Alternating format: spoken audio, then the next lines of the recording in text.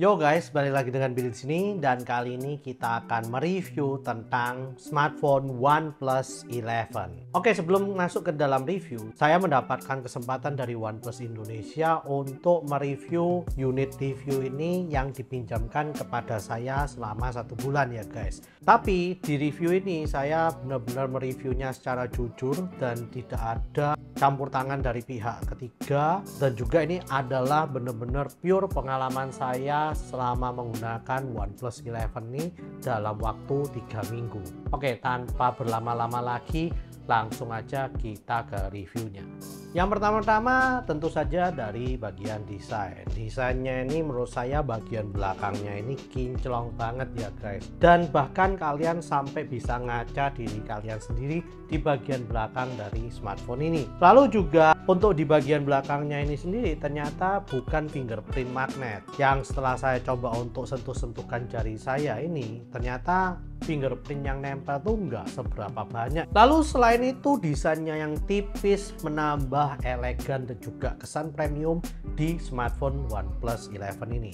Bagian layar yang benar-benar luas dan juga imersif ini benar-benar membuat kita lupa akan adanya tombol di sebelah kiri atas dari layar ini guys. Selain itu desain dari speaker yang digunakan untuk teleponnya ini di bagian atasnya itu hampir tidak terlihat sama sekali karena benar-benar tipis banget gitu ya. Untuk desain kamera belakang yang bundar dan juga banyak bobanya ini ya, itu menambah kesan yang unik banget di smartphone OnePlus 11 ini. Meskipun bagian kameranya ini sangatlah besar banget ya, tapi pada saat kita taruh di meja yang flat lalu kita tekan ke kiri ke kanan itu hampir nggak goyang sama sekali. Jadi benar-benar stabil banget. Desain dari OnePlus 11 ini udah dipikirkan secara baik-baik oleh timnya.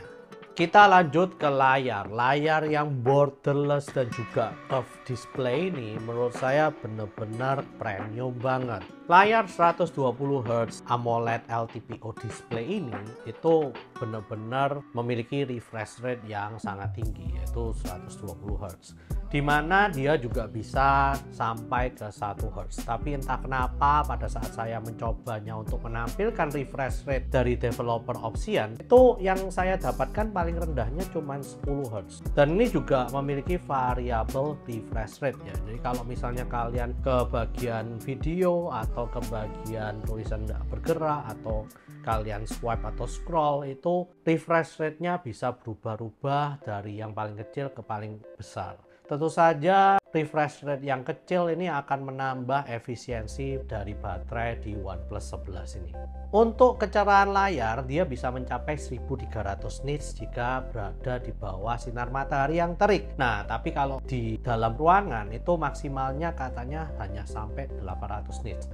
Yang menurut saya untuk dipakai di dalam dan di luar ruangan itu udah oke banget ya. Mungkin satu hal yang saya agak bikin gimana itu adalah kalau misalnya auto brightness dalam ruangannya itu nyala. Kalau misalnya agak malam gitu ya, auto brightnessnya itu layarnya itu jadi lebih agak gelap gitu. Saya nggak tahu kenapa, tapi saya lebih sering untuk menaikkan brightnessnya secara manual.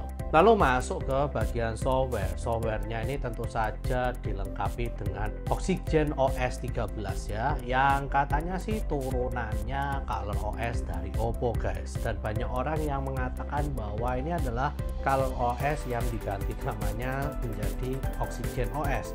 Dan setelah saya lihat-lihat, memang bentuknya mirip banget ya dengan ColorOS. Tapi mungkin kalau secara fitur itu ada banyak banget fitur yang hanya ada di Oxygen OS ini guys. Saya sangat suka banget untuk customization-nya ya. Dengan mudahnya dapat mengganti icon, transisi, dan juga bagian wajah dari always on display-nya ini.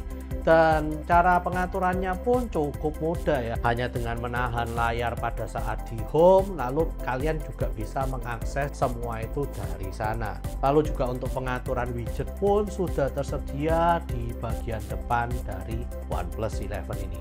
Fiturnya sangat banyak banget di OnePlus ini. Sampai-sampai mereka menyediakan tempat khusus yang dinamakan Special Feature di OnePlus 11. Kalian bisa mengaksesnya melalui setting dan di sana kalian dapat cari yang namanya Special Features. Di sana ada banyak fitur yang menurut saya lumayan berguna juga untuk kalian gunakan di OnePlus 11 ini. Salah satu fiturnya adalah Smart Sidebar yang kalian dapat swipe dari kanan ke kiri ya di bagian pinggir layar kalian. Lalu setelah kalian swipe akan bermunculan banyak banget aplikasi yang sudah kalian pasang dan juga perintah yang kalian pasang di sana. Kalian bisa langsung aja sentuh dan kalian akan masuk ke aplikasi tersebut. Lalu juga ada Quick Launch di mana pada saat kita melakukan fingerprint di lock screen, maka setelah kita geser ke atas maka ada banyak pilihan aplikasi atau perintah yang sudah kita setting di Quick Launch tersebut. Selain itu juga ada Floating Flexible Window yang seperti namanya ya, itu bisa membuat aplikasi kalian itu menjadi lebih kecil dan melayang di home screen kalian. Dan juga adanya fitur One Handed Mode yang dimana jika kalian ini menjangkau aplikasi yang ada di atas layar kalian tapi hanya dengan satu kanan, kalian bisa swipe ke bawah dari bawah layar kalian, maka nanti aplikasinya yang di atas itu layarnya akan turun ke bawah dan kalian bisa menggunakan jarinya kalian hanya dengan satu tangan saja. Tidak lupa juga ada fitur yang bernama split screen ya, yang kalian bisa ngatur besar dari masing-masing screen-nya itu di OnePlus 11 ini. Untuk dapur performanya, OnePlus 11 ini memiliki chipset yang benar-benar kencang banget, yaitu adalah Qualcomm Snapdragon 8 generasi kedua guys. Chipset ini terkenal dengan ademnya, efisiensinya, dan juga kenceng ya. Jadi kalau kalian bermain game itu sangat kenceng banget. Selain itu juga efisiensi baterai dan tingkat kedinginan pada saat bermain game itu cukup oke juga. Di sini Antutu yang didapatkan oleh OnePlus 11 ini ada di kisaran 1,2 jutaan ya. Nah kalau kita bandingkan dengan Snapdragon 8 Plus Gen 1, Antutu benchmarknya itu memiliki nilai sebesar 1 jutaan lebih. Jadi peningkatannya itu cukup signifikan banget dibanding dengan generasi sebelumnya. Lalu juga untuk memori RAM-nya ini saya dapat dari unit review ini yang 16 GB memori RAM LPDDR5X ya guys, yang dalam performa sehari-hari sih bener-bener kenceng banget, smooth banget. Saya lakukan apapun itu hampir tidak ada lag ya. Swipe ke kanan kiri, masuk ke aplikasi, semuanya lancar dan cepat. Tapi ada satu hal yang menurut saya agak bikin saya jengkel atau kesel ya. Kalau saya misalnya main game yang agak berat gitu, lalu saya pindah-pindah ke sosmed, ke chattingan, browsing, ke aplikasi lain yang kecil-kecil, lalu juga saya coba untuk foto, ambil video, dan nggak lama setelah itu pada saat saya balik ya, itu biasanya aplikasi game saya itu udah refresh balik ke halaman judul lagi ya, sehingga saya harus loading lagi. Tapi menurut saya itu bukanlah hal yang besar dan itu adalah hal yang minor, karena ya meskipun dia kembali ke halaman utama, loadingnya cukup cepat untuk sampai ke masuk dalam game. Lalu di unit review ini saya mendapatkan storage 256 GB yang katanya sih UFS 4. Nah, salah satu performance yang menurut saya juga penting untuk dibahas adalah under display fingerprint sensornya yang katanya sih optical. Dan pada saat saya coba itu responsif banget dan juga cepat untuk masuk ke dalam home screen-nya. Kita masuk aja ke dalam kamera. Kamera yang diberikan pada OnePlus 11 ini di bagian belakangnya ada triple kamera. Yang pertama adalah 50 megapiksel main kamera yang memiliki OIS, lalu juga ada 48 megapiksel ultra wide kamera, dan yang terakhir adalah 32 megapiksel telephoto wide kamera guys, yang katanya sih cuman bisa sampai 2 kali optical zoom saja, dan di atas 2 kali itu udah pasti digital zoom. Tapi pada saat saya mencoba untuk melakukan digital zoom ini sampai 20 kali, gambar yang didapatkan tuh masih benar-benar tajam ya untuk ukuran digital zoom, dan saya masih bisa membaca tulisan pada saat diambil gambar dengan menggunakan digital zoom ini guys. Dan selain itu kamera depannya dari OnePlus 11 ini ini adalah 16 megapiksel selfie kamera yang kalau saya coba kualitasnya ya nggak sampai jelek banget, dan bahkan menurut saya udah cukup untuk sebuah selfie kamera. Saya akan sertakan juga review dari kamera depan OnePlus. Oke, ini adalah contoh video depan ya dari OnePlus tanpa apapun. Jadi ini adalah contoh video depan dari OnePlus 11. Menurut kalian gimana kualitasnya?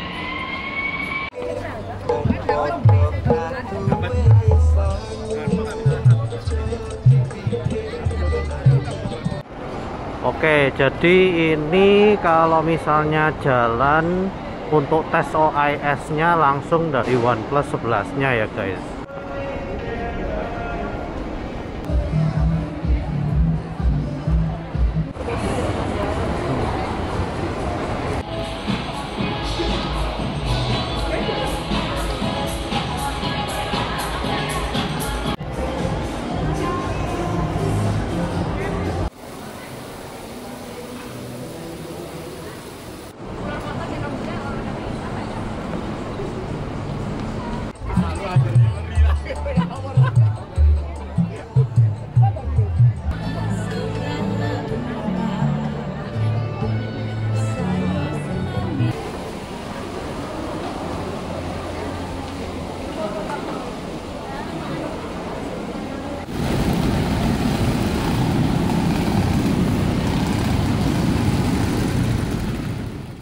Dan untuk mode defaultnya ya, mode yang kalau kita bisa bilang orang yang nggak bisa kamera aja tetap bisa dapetin gambar yang bagus, itu saya bener-bener suka banget di OnePlus 11 ini. Karena saya ini bukan orang yang pintar ngambil gambar atau motret ya guys. Tapi gambar-gambar yang saya dapatkan di OnePlus 11 ini bener-bener tajam dan bener-bener bagus banget warnanya. Lalu juga kalau saya ingin ambil gambar yang bokeh ya, atau portrait kameranya itu ya, saya nggak perlu masuk ke dalam portrait mode-nya, tapi hanya dengan default mode-nya yang biasa aja, saya juga udah bisa mengambil gambar bokeh yang sangat bagus banget. Pokoknya overall semuanya ini dapat dilakukan dengan default mode. Nah, lalu saya juga bandingkan ya night mode-nya dia dengan default mode-nya dia pada saat low light atau malam hari, yang dimana saya hampir nggak bisa temuin perbedaannya guys. Mungkin pencahayaan dan juga detailnya itu lebih dapat di night mode, tapi menurut saya gambar yang didapatkan oleh mode defaultnya sendiri pada saat malam hari itu udah cukup detail. Fitur yang diberikan oleh kameranya di OnePlus 11 ini juga sangat banyak banget ya guys. Kalau kalian mau ke night mode, mau menggunakan mode yang biasa, mau menggunakan mode portrait, mau pakai filter, dan bahkan sampai ke mode pro, semuanya itu ada. Bahkan kalau kalian ingin long exposure mode juga ada, expand mode juga ada. Pokoknya kalau kalian mau explore semuanya di kamera ini itu semuanya ada guys. Nah, tentunya dengan hasil yang bagus dalam bentuk video dan juga foto, itu pasti ada yang saya nggak suka sih dari kamera ini. Macro mode-nya itu biasanya menurut saya gambar yang ditangkap itu menjadi agak over sharpen atau terlalu tajam. Mungkin post processingnya itu agak beda ya. Dan bahkan kalau misalnya kita pindah ya kameranya dari yang biasa ke macro mode, itu yang ada di layar ini udah warnanya itu jadi beda banget gitu dengan yang warna pada saat sebelum makronya. Jadi saya merasa agak aneh pada saat dia berubah ke makro kameranya itu ya guys.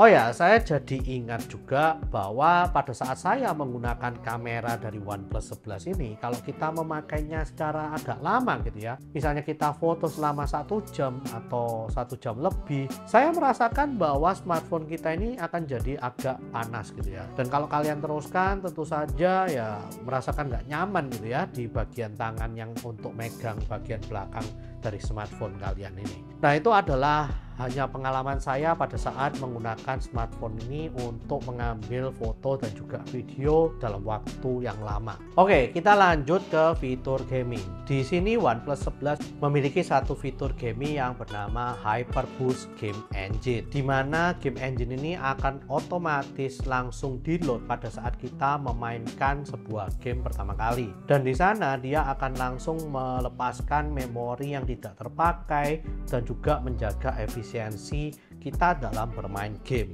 Lalu juga memiliki banyak fitur ya, yang kalau kalian swipe dari kanan atas layar tersebut maka akan memberikan kita banyak opsi. Salah satunya adalah kita bisa melihat suhu dan juga lag dari game tersebut. Lalu juga kita bisa melihat FPS-nya, dan juga ada opsi untuk menyalakan sistem status dari sebuah game tersebut. Jadi kalau misalnya kita ingin tahu performa CPU, GPU dan juga frame per second dari game tersebut pada saat kita bermain game, dengan menggunakan sistem status ini kita akan bisa melihatnya di atas game tersebut ya guys. Selain itu kita juga bisa menyalakan floating window pada saat bermain game. Mungkin kalau kalian ingin masuk ke Discord untuk chatting atau untuk chattingan WhatsApp dengan teman kalian, atau mungkin untuk lihat guide gamenya dari game tersebut, itu kalian bisa melakukannya dengan floating window ini ya guys. Nah, saya sudah coba juga untuk tes bermain Genshin Impact dengan menggunakan OnePlus 11 ini,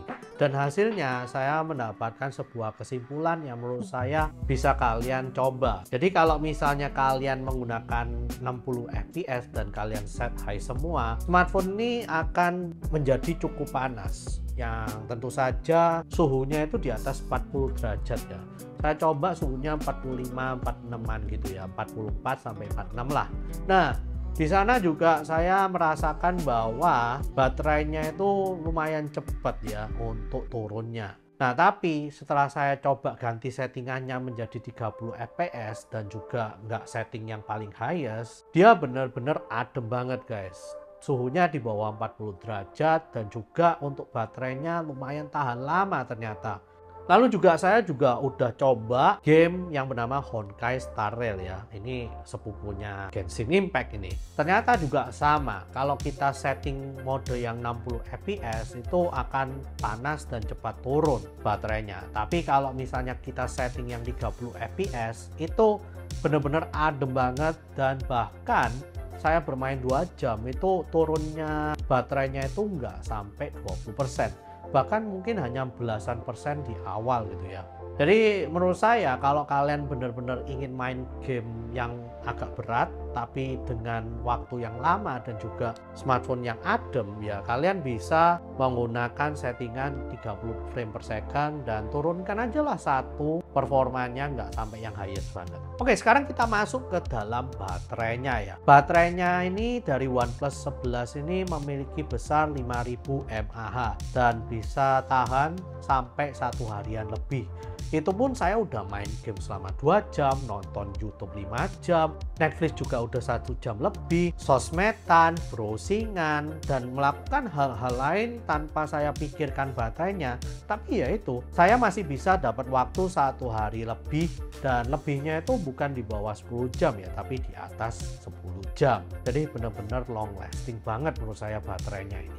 Dan berdasarkan pengalaman saya pada saat saya coba untuk hunting foto dan video dengan menggunakan OnePlus 11 ini, saya ngecasnya pada jam 8 pagi ya, itu sampai full tuh mungkin 15-20 menit. Lalu dari sana saya mulai hunting foto dan video sampai malam hari jam 6 jam 7-an, dan di OnePlus 11 saya ini masih bersisa 30-40%an baterainya, yang menurut saya itu bener-bener gokil banget ya. Baterainya bener-bener long lasting banget, padahal saya bener-bener forsir untuk ambil video dan juga foto dari kamera OnePlus 11 ini. Nah, hal yang paling saya suka ya dari OnePlus 11 ini ada di waktu casnya. Waktu casnya ini bener-bener gila banget menurut saya. karena hanya 25 menit saja dia bisa full dari 0 sampai 100%. Itu katanya marketing dari OnePlus, dan setelah saya coba ternyata bener guys. Kebiasaan saya sih biasanya pada saat saya bangun pagi mau mandi dulu. Nah, sebelum mandi saya langsung cas dengan 100 watt SuperVOOC chargernya ini guys. Dan setelah saya cas, saya tinggal mandi, buang air besar, sikat gigi, shower, dan lain-lain. Itu setelah saya kembali sekitar 15 menitan itu udah full 100% baterainya. Meskipun begitu, mungkin bagi kalian yang penyuka wireless charging, ini fiturnya nggak ada di OnePlus 11 ini. Mungkin bagi kita yang nggak punya aksesoris wireless charging sih nggak ada masalah. Tapi buat kalian yang memiliki aksesoris wireless charging di meja kerja kalian, itu akan merasa kehilangan. Meskipun begitu, karena cepatnya wired chargingnya, saya sih nggak merasakan kehilangan pada fitur wireless charging ini ya guys. Karena ya cuman belasan menit aja udah full 100%. Ngapain gitu saya pakai wireless charging lagi gitu ya. Oke, kita langsung masuk ke flagship value. Flagship value dari smartphone OnePlus 11 ini udah dipikir matang-matang oleh OnePlus. Karena mereka benar-benar berkomitmen mulai dari OnePlus 11 ini mereka memberikan 5 tahun security update dan juga 4 tahun OS update ya. Tentunya OS-nya adalah Oxygen OS ini. Lalu mereka juga memberikan Wi-Fi 7 dan Bluetooth 5.3 yang merupakan teknologi terkini dari peripheral tersebut. Di mana mereka berarti sudah memikirkan bahwa smartphone ini dibuat future proof dan long lasting sampai 5 tahun ke depan guys. Jadi kalau kalian beli ini, kalian udah nggak perlu mikir lagi gitu ya, apakah kalian harus ganti dalam waktu 2-3 tahun. Karena memang di smartphone flagship lainnya biasanya update-nya OS dan lain-lain itu cuma 2-4 tahun guys, tapi dia bisa memberi 4-5 tahun. Menurut saya itu udah sesuatu yang valuable banget untuk sebuah flagship value. Biasanya kalau kalian tahu ya, di smartphone flagship semuanya bagus, tapi di bagian suaranya kadang agak downgrade sedikit gitu ya. Tapi di sini enggak guys, saya udah coba juga untuk memainkan lagu dari Alan Walker dan hasilnya bagus-bagus aja. Bahkan terkesan kenceng banget. Suaranya yang stereo dan juga enak banget untuk didengar ini menurut saya menjadi nilai plus dari OnePlus 11.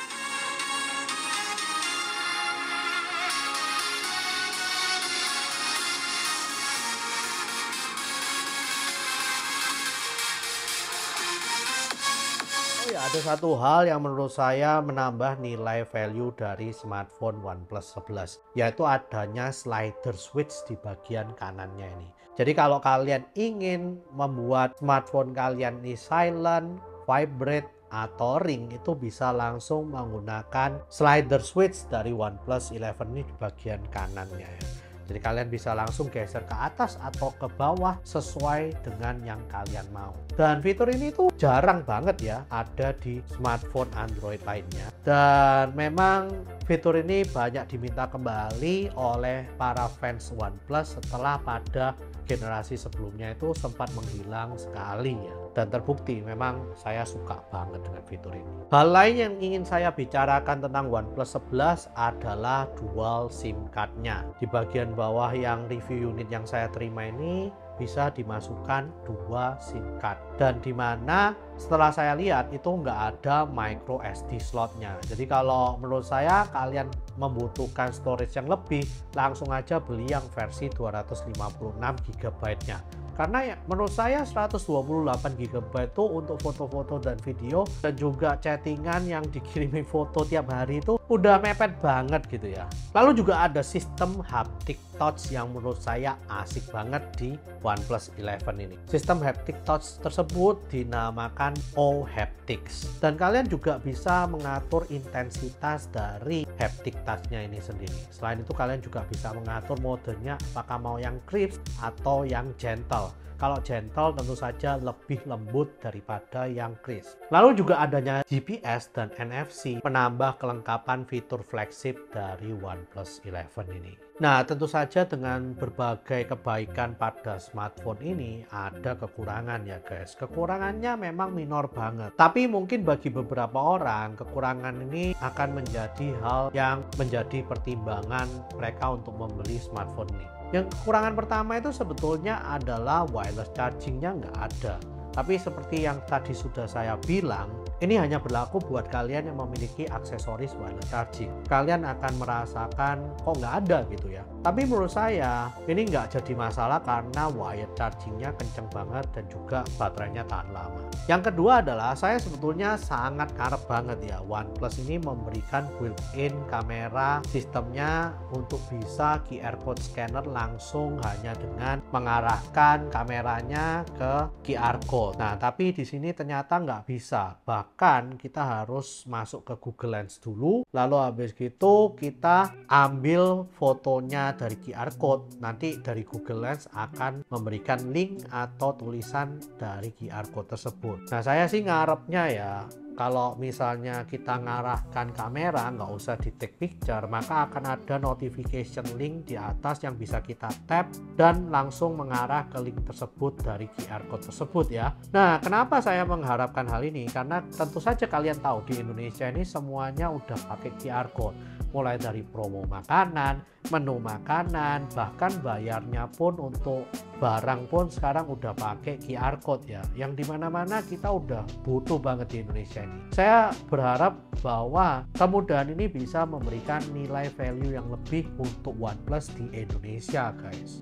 Nah, kekurangan yang terakhir ini yang bikin saya was-was banget adalah IP64 ratingnya. Karena di smartphone flagship lainnya itu IP ratingnya udah 68, dimana kalau kalian kena atau masuk air itu udah aman-aman aja ya, atau kena hujan gitu udah aman. Tapi di sini hanya percikan air. Kalau hujannya rintik-rintik sih masih oke, masih aman. Tapi kalau misalnya hujannya udah deras banget, itu bikin hati saya deg-degan dan was-was. Apalagi kalau kita sering banget ya foto-foto pakai OnePlus 11, karena kan kameranya bener-bener bagus banget untuk dibawa kemana-mana, foto di luar ruangan. Oleh karena itu adalah salah satu hal yang saya benar-benar bikin deg-degan. Kenapa kok nggak diberikan IP68 rating aja atau IP68 rating?